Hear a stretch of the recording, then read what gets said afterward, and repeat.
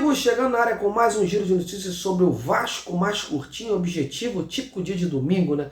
Domingo esse não muito agradável para a torcida vascaína por conta dessa derrota agora há pouco diante do Fluminense no Maracanã. Mas antes de mais nada, eu te peço o seu like nesse trabalho, vamos compartilhar esse vídeo e ajudar no alcance deste canal. Bom, vamos direto ao assunto então, né? E no primeiro clássico do Vasco do ano, já com a nova formação, deu o Fluminense do Germancano, que por sinal desequilibrou, né, para fazer prevalecer esse resultado. O início do Vasco foi promissor. No primeiro tempo, o time criou muito mais oportunidades que o Fluminense, não deixou o adversário pisar na área, teve uma boa transição ofensiva e uma marcação sólida.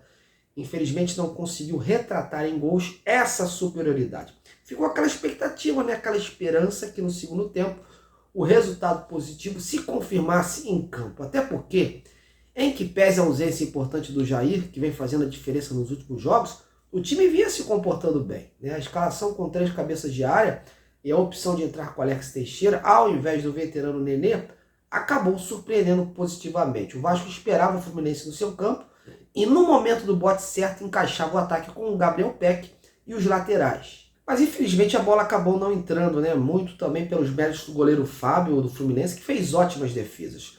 Veio o segundo tempo e com toda essa atmosfera a gente esperava um Vasco mais consolidado, mas foi o Fluminense que acabou melhorando, controlando as ações e até a individualidade falar mais alto, com o Germancano, com um belo chute e num vacilo do sistema defensivo, estufar a rede, né? Aí, meus amigos, o Vasco começou a cair de produção e ficou pior após a saída do atacante Pedro Raul, que era o único homem da frente com mais possibilidade assim de mudar o panorama, né? Artilheiro, alto, mas é aquela máxima, né? Não se tinha um jogador desse, referência no ataque, com ainda todo um segundo tempo pela frente, a menos que tivesse sentido algo ou pedisse para sair.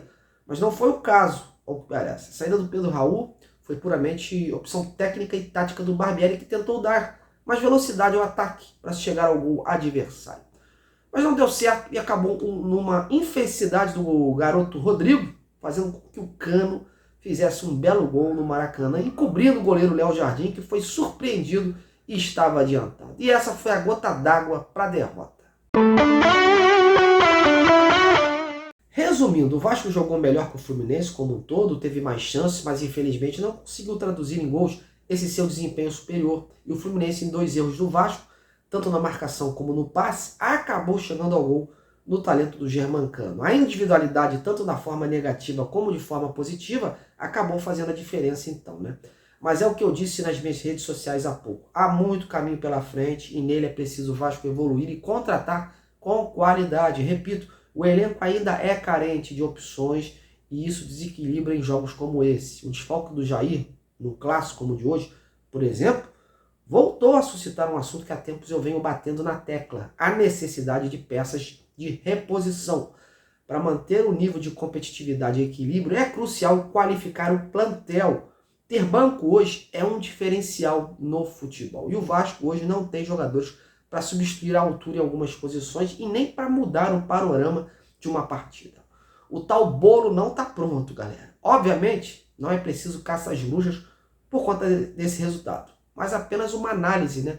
Uma constatação que é preciso sim dar mais opções ao Barbieri em termos de jogadores. O Vasco ainda está longe do ideal. Bom, mas e você, como viu essa derrota do Vasco? O que faltou? Acha que o Barbieri errou? Coloca aí a boca no trombone e vamos debater.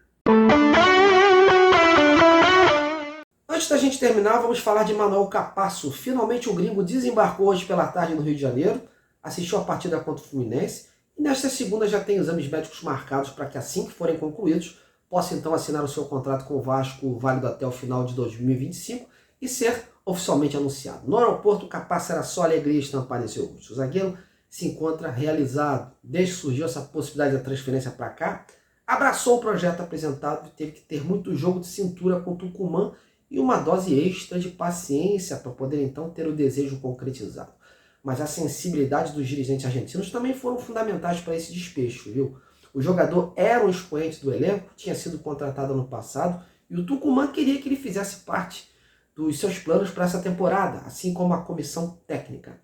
Mas afinal, além da vontade do jogador, o que pesou para o Tucumã aceitar a oferta do Vasco pelo Capasso? Olha, Ontem, num rápido contato que fiz com o vice-presidente do clube argentino, o Miguel Abondándolo, o dirigente explicou de forma objetiva essas razões. E entre elas, considerou que a transferência é algo muito positivo para o jogador, um salto na carreira, e destacou que é interessante ver um atleta do Tucumán jogar em outro país.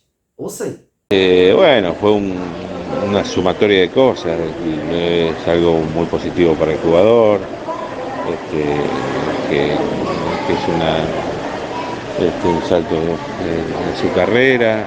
Para nosotros siempre un jugador nuestro que lo vengan a buscar de otros países es muy interesante, sobre todo un club tan grande como el Vasco. Así que bueno, eso pesó en la definición y bueno, obviamente es un jugador muy importante para nosotros, pero tampoco le podíamos cortar la carrera y él le interesaba mucho el traspaso y bueno, llegamos a un entendimiento con la gente de Vasco para que se pudiera hacer. Hubo buena voluntad de todas las partes para que se pudiera hacer.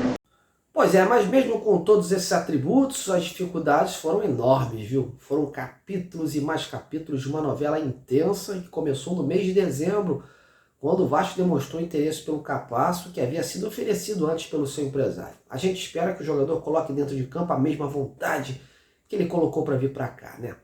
Mas é isso, meus amigos, ponto final em mais um boletim. Como falei, hoje foi mais curto, mas nessa segunda-feira voltamos com mais informativos completos sobre o Vasco. A você que me acompanhou até aqui, um grande abraço, obrigado pela sua audiência, bom final de domingo e até a próxima!